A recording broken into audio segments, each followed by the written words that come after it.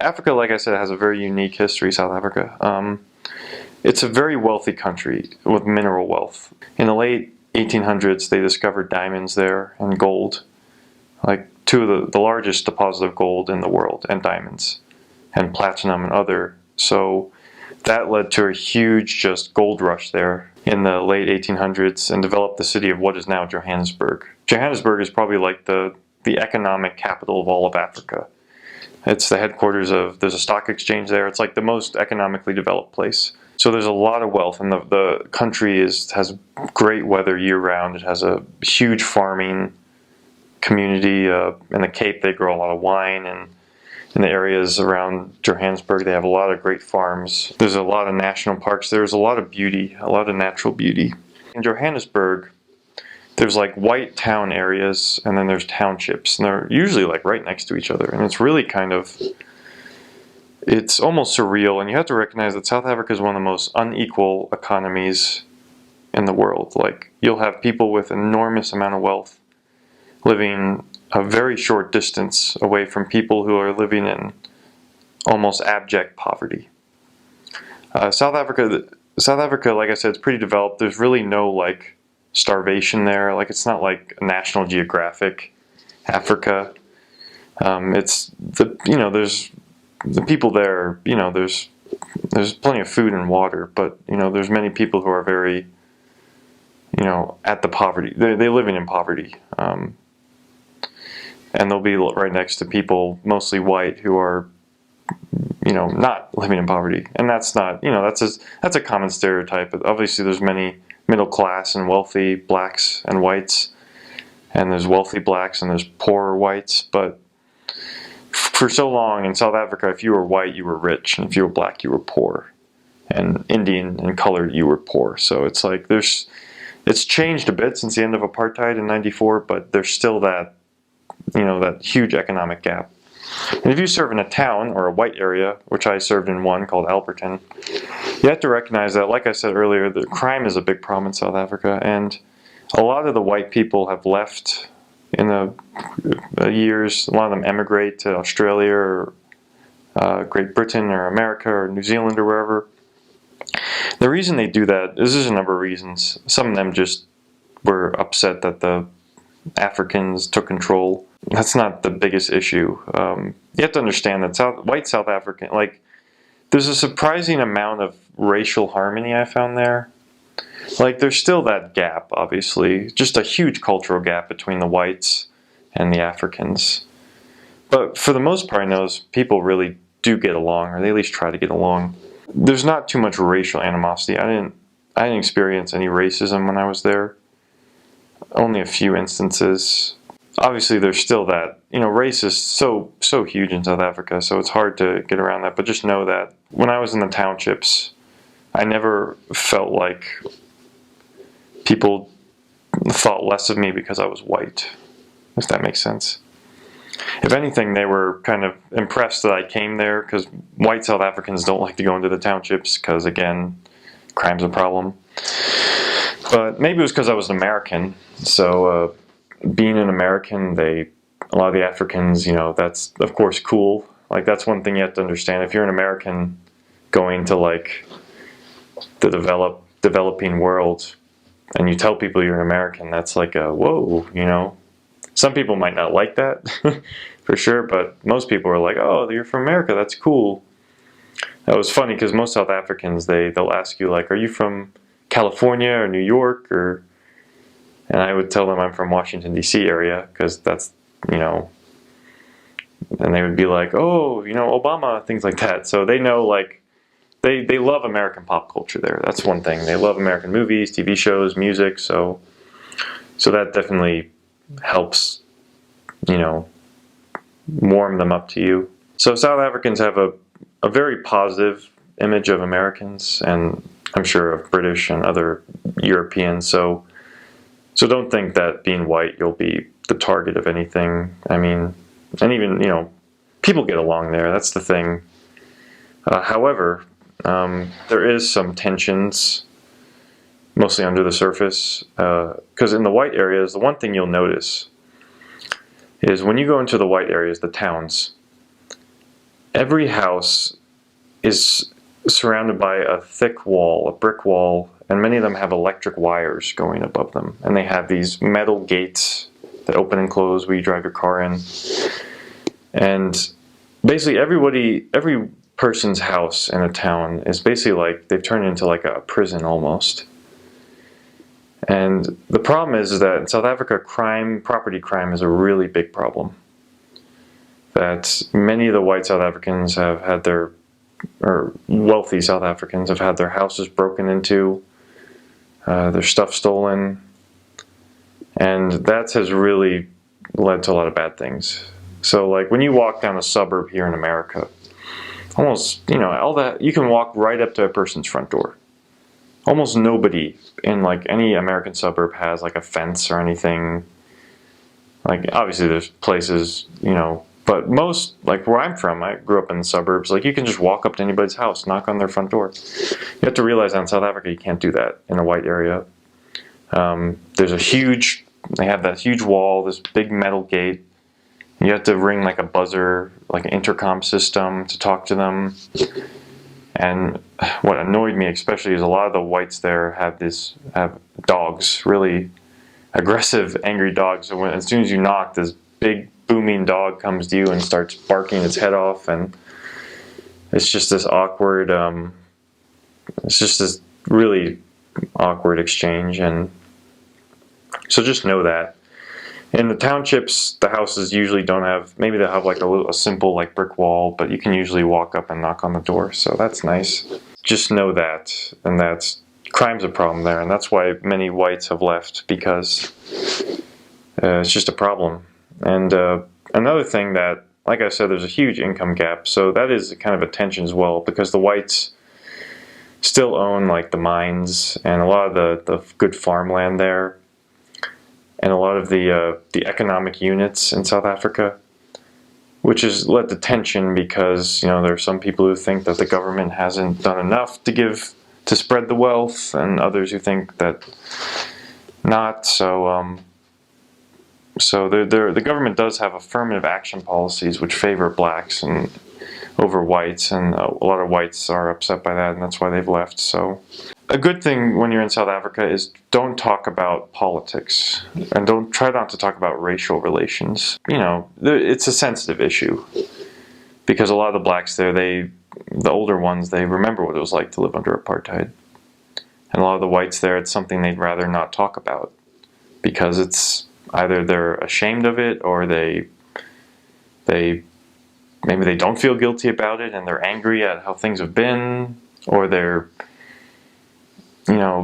might, a lot of the people there, it's just interesting. People there will be very honest with you about how they feel about this type of people, and like how they think about the whites and how the whites think about the blacks. They'll be honest with you, and they might say some things that might make you feel uncomfortable, politically incorrect, I guess we could say, but just try not to talk about that, because it can be a sensitive issue. But just remember that we're all God's children. And when you go to a place like South Africa, which is so different from what we're used to, like please, like just be open-minded, and don't just when in Rome, do as the Romans do. Just like when in South Africa, just embrace South African culture. A lot of South Africans were really impressed with me because I was able to tell them just basic South African facts that maybe they didn't even know, like about the history or the culture or the language or whatever. And they were like, "Whoa, how do you know this?" So, and that's a great way to just empathize, like endear people. Like the fact that you know something about their country, they appreciate that. Some Americans can come off as being very arrogant or maybe uncultured, or there's something called the ugly American stereotype, which is, when Americans go around the world, they kind of they have this America's the best place mentality, which is, just don't do that. Like, obviously there's things in South Africa that you're going to find that are pretty unattractive, just about the culture or whatever, but, keep those things to yourself. I know that's hard, and just remember that these people are good people, and they have had struggles that Americans and other people from the West have never had to deal with. Just be open-minded. Listen more than you talk. That's always a good rule of thumb. Ask people about themselves. Ask people about their culture, about their way of life, how they do things, their history. You know, people like to talk about themselves and show interest and tell people like, man, like people like when you first get out and you tell people where you're from, a lot of them will be like, oh, how do you like South Africa so far? And I'm sure you could say, well, there are things I don't like about it, but obviously don't say that. Just say like, oh, I love it here. I love this about South Africa. I love this. And people appreciate that. Like one thing that almost everybody loves about South Africa who goes there is the weather. It just has great weather. It's this Mediterranean climate. It's like Southern California.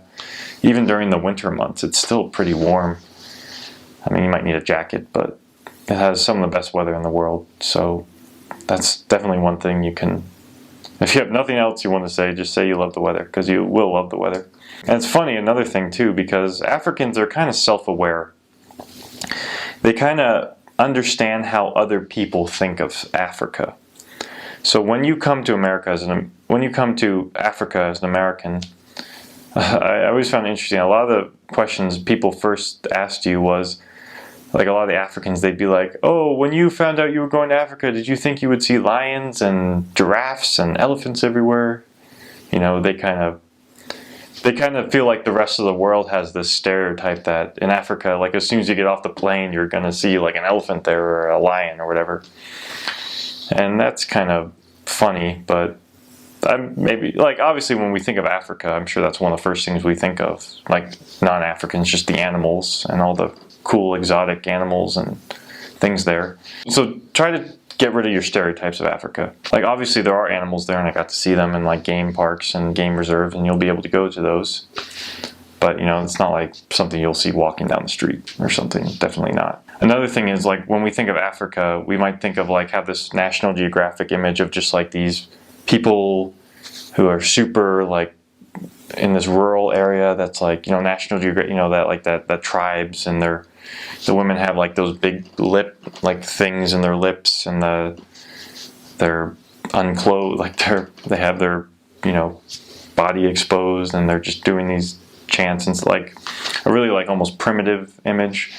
And there are places like that in Africa for sure and in South Africa, but the vast majority of people obviously don't live that way. They live basically normal lives. They have houses and or apartments. You know, they cook their food on a stove. You know, it's like, so just, you know, don't think of them as being all like, you know, wild tribesmen, because that's not true. And you probably won't encounter any people like that. So yeah, so just try to undo your stereotypes. My first area was a place called Tembisa, which was it's a black township. In South Africa, what they have is there's different types of areas. Because if you know South African history, it has a long history of racial divide. There's been official racism practiced, and so if you're going to South Africa, know the history, learn about the history of the country, because it has a very unique history. I'm a history major and I'm studying, one of the things I'm focusing on is South African history. That's just something I love to study because it has such a unique history as a country. And just know that it's unique in Africa because it's always had, or for a long time, it's had a large white population. And there are two types of white people there in general. There's the English South Africans, and then there's the Afrikaners. So the English South Africans, they're English and they speak with a South African accent, which is kind of, it's different from an English accent, but it's pretty unique. And Afrikaners, they're the descendants of the Dutch settlers who first arrived in South Africa, and they have a really like Dutch German-esque sounding accent, and they're unique as well. And then among the African people, there's many different tribes, I guess, or groups of Africans. There's Zulus and Sothos and Setswanas and Xhosas and Vendas and others. Like, there's so many different languages in South Africa, and you'll see that a lot. And then there's two other groups of people. There's Indians, back in the day, many Indians came to the Durban area in the south coast of South Africa, and many of them live down there. And then there's also the colored people, who are the descendants of when the whites first came there. They intermarried with a lot of the Africans, and so they produced this mixed race people called the coloreds.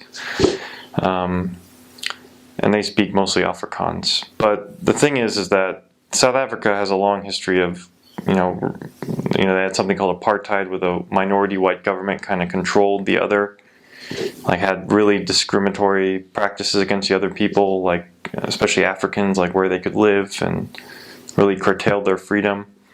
And Apartheid ended in 1994, so 21 years ago as of this recording. And when I was on my mission, I arrived in 2011, so it was only 17 years after. So it's only really recent that the country and all the people there have experienced full freedoms. So, but you can definitely see the scars of that. So most areas in South Africa, like, they're defined by what type of people live there. So like there's towns, which is usually a white area. These are the more developed areas with nicer houses. And then there's townships, which is like a big sprawl of just where most of the Africans live. I don't want to call them slums, because they're not, but they're underdeveloped areas. They're small houses here and there, and they're kind of dirty places. And then there's villages, which are the more rural areas, and those are more undeveloped, with small houses and little farms. And then of course you could serve in a city area like Johannesburg itself, like in the city, which is like a city. And the first place I served in was Tembisa, which was a township, and it was a big sprawling area, and it was definitely a culture change. Like, that's what we have to understand. Like, if you go from America to South Africa, or any place in the developed world, you're going to realize that you're going to be in for like just a culture shock, especially if you've never been to a developing country before. It's just, the standard of living there is just much lower than what we're used to. And that was an adjustment for me, and it was sobering, to see that a lot of people, like a lot of the people I taught, they lived in rooms. They lived in places that were just small, like this room we're in right now. Like a family of 4 would live in here, like something this size. Like everything, they'd have their bed here. They'd have all their clothes in one corner, and then they'd have like a little thing to cook, and that's it. Like like a husband and wife and 2 kids, just all in this tiny room. That's something I experienced, and like most of the houses there are pretty small, and it's just everything's just smaller. Because in America we just have big stuff, big houses, big rooms. We're just used to having more living space that the people there don't have, or is used to. One other thing that also you'll notice is that crime in South Africa is a big problem, to say the least. I had one bad experience of crime there. A lot of the areas I served in, when I told other people I lived there, they kind of were like, "Whoa, you were there? Was there?" Like, Tembisa apparently had a reputation for being a very crime-ridden place. And I'm sure there's truth to that, but you have to recognize that, like, when you go into the township, if you're a white person, you're gonna realize that you are the only white person there. Like, you are completely surrounded by Africans. Like, there are no other white people who live there. So unless your companion's white, you'll be the only white person for miles. And I never felt uncomfortable with that. That was the interesting thing. In South Africa, everybody speaks English. However, understand there that there's 11 official languages in South Africa. It's such a multicultural place. So the 2 main white languages are English and Afrikaans. Afrikaans is like a form of Dutch. And then among the Africans, they speak, it's pretty incredible that all the Africans there can speak like 5 languages fluently. And they can understand all the others, because almost all the African languages there, they all have the same like root. It's called like Bantu. Bantu was like the original African languages, like Latin, think of it like that way, and then these different languages developed, but they can all understand each other. That's the cool thing. Almost everybody there, no matter what their race, knows English. The only people who might not know English very well are some of the elderly people, but among the young people, they can all speak pretty fluent English. The most common African languages are Zulu, I noticed. Like most Africans, in their homes, they speak one of their native languages, they say, Zulu or Xhosa or Setswana or one of those. But they know English and they'll speak to you in English, and it's pretty understandable. I never really had any trouble understanding people for the most part. As a native English speaker, we can speak pretty quickly and people can understand us for the most part. But with Africans, English is not their first language, so if you speak really quickly, you have to slow down a bit. But just remember that it's not their first language, even though they're almost perfectly fluent in it. For some people, you might need to just slow it down. Almost all the Africans can speak English pretty well, but many of them, like among themselves, most of them speak Zulu. Like almost all Africans there understand Zulu. It's like the most common African language, at least in the Johannesburg area townships, I've noticed. So it's good to learn a little bit of Zulu. I had a companion, my second companion, my follow-up trainer, was from Swaziland, and his native language was Swazi. But Swazi and Zulu are very similar, so he knew Zulu as well. So just learn a few common words to greet them, and Africans always like that when white Americans try to speak their language. They think it's, I guess, cute or whatever. But so Sawubona is hello, and Kunjani is how are you. So that's something I would do, like Sawubona, Kona Kunjani, and they say Sipila, which is I'm fine, and that's nice. And you could say Nikamuka, America, which is Nikamuka is I'm from, and then I'm America or wherever you're from. So, and they like that. A lot of the African languages there, they have clicks in them, which is fun to learn. One of the languages is actually called Xhosa, Xhosa. So yeah, you can learn that. It's kind of cool. I had companions from all over Africa, and they taught me a little bit of languages, but I don't think, unless you really immerse yourself in it and you're just a language guy, like don't expect to learn it. Because Zulu, all African languages are all oral. None of them have a writing. It's just like you can write. They use Latin letters, of course, English, but they don't have like a nat. So it's a language you learn by speaking it. I mean, you can get a Zulu dictionary, I'm sure there, or a Xhosa dictionary, but just learn like the simple greetings.